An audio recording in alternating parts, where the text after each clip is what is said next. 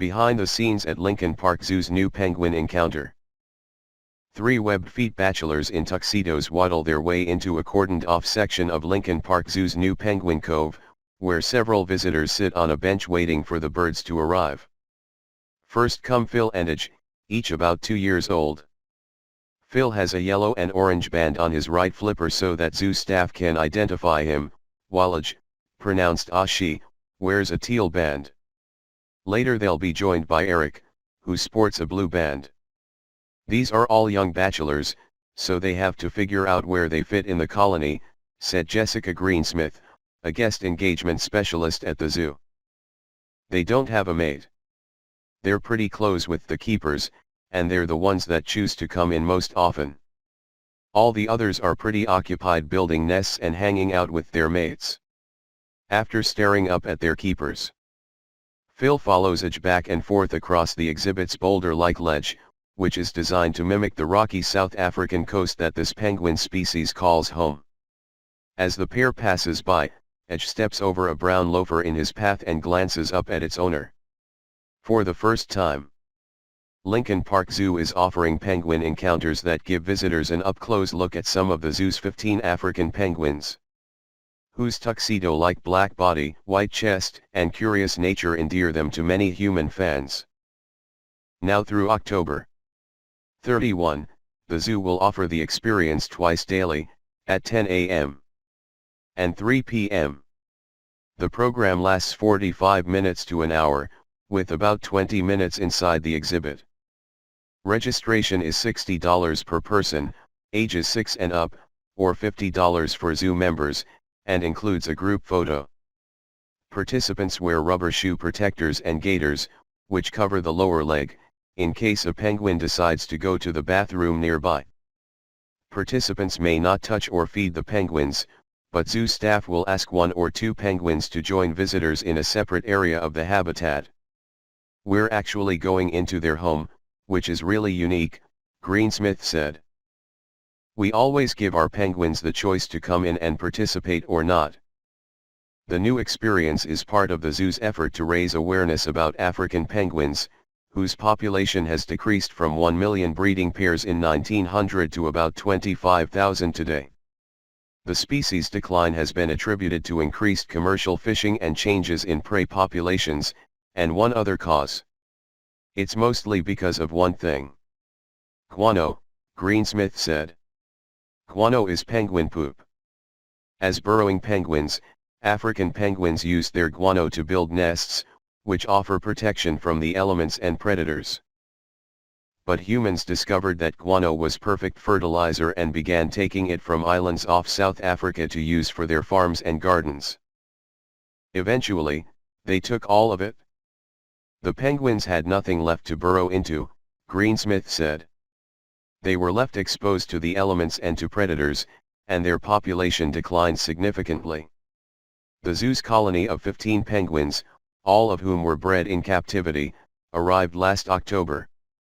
They are the first African penguins to live at Lincoln Park Zoo, which is hosting them as part of an international effort to sustain the troubled species. During the penguin encounter, visitors observe several facets of penguin life while learning that the birds have personalities as unique as the pattern of black feathers on their bellies. Molting. The bachelors, Phil, Edge, and Eric, have just completed their yearly molt, a 3-step process in which penguins shed their worn-out feathers to make way for new ones. African penguins have 70 to 100 feathers per square inch. Each feather is attached to a muscle, allowing the penguins to control their feathers based on their needs. They can hold their feathers away from their body to trap heat, to trap air, and that creates an insulating layer if it's cold, Greensmith said. Or they can shake out that air and cool themselves down. Preening. Eric, one of the 2-year-old bachelors, is constantly concerned about his looks. Even if they don't have their bands on them, we'd know this is Eric because all he does is preen, said Larry O'Connor, an animal keeper who works with the penguins. Preening is the process by which penguins clean, rearrange and oil their feathers, which, like molting, must be done every year. Penguins' feathers are not naturally waterproof, but they have a special gland at the base of their tail that secretes waterproof oil. He'll pick up a little bit from his tail and then spread it all over his feathers so that he's waterproof, Greensmith said as Eric preened away. And the cool thing that these penguins do is that they'll preen each other. There are certain spots on his back and on his neck that he can't reach, and so the other penguins will help him out. Playing. In addition to being bachelors, Eric, Edge, and Phil have another thing in common. They love the spotlight. The three penguins are most eager to meet visitors during penguin encounters, and they frequently make themselves visible to guests on the outside of the exhibit. They really love interacting with kids on the other side, which is great, said Brianna Larson, an animal keeper who also works with penguins. They're really charismatic. They're so playful, they're so curious. And a bit clumsy. They're not very graceful on land, Larson said. In water, it's another story. African penguins can dive 400 feet in 2 minutes, O'Connor said, or about 12 miles per hour. They enjoy chasing after large balls of ice that zoo staff drop into their water. They also like to play in the sprinkler, waddle after rolling wiffle balls and wave their flippers at dangling string and other toys. Phil is very active but he's extremely jealous, O'Connor said. He really wants to be out here. Eric, the king of preening, also likes the attention. But he needs his beauty rest, even if it happens while visitors are there. Sometimes he just comes out here and falls asleep, O'Connor said. Mating. Preston, the colony's dominant penguin, stands on a ledge and cranes his neck upward as he lets out a noise that sounds like a donkey. He's calling for his mate, Robin. They can tell each other's voices just like we can, Larson said.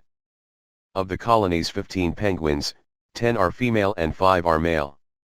Mating pairs are selected by conservation specialists who study each penguin's genetics, which helps them identify the best combinations in order to diversify the species population.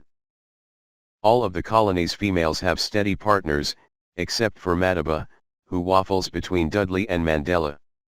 We have kind of a trio, Larson said. She likes one male in one space and the other male in a different space. Each mating pair builds its own nest, with the male and female working together. But what about the males without mates? Males can pair with males, Larson said. We've recently started to see that a little bit with these guys.